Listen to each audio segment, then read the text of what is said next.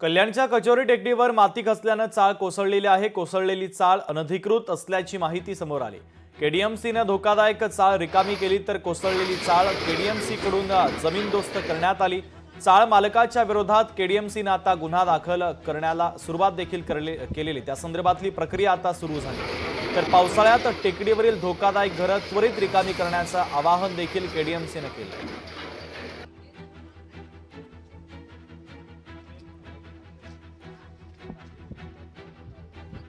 ह्या चाळीला जूनमध्येच महानगरपालिकेने नोटीस देण्यात आलेली होती आणि ती संपूर्ण खाली करण्यात आलेली. लोक निर्मनुष्य अशी त्या स्थायी खोल्या होत्या.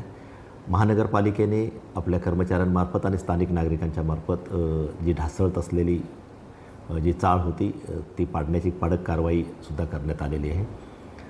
महसूल विभागामार्फत तेथील पंचनामासुद्धा करण्यात आलेला आहे आणि महानगरपालिकेच्या सहाय्यक आयुक्त 6 प्रभाग यांच्यामार्फत जमीन मालक किंवा चाल मालक जो तिथला आहे त्याच्यावर MRTP अंतर्गत गुन्हा दाखल करण्यात सुद्धा येणार आहे.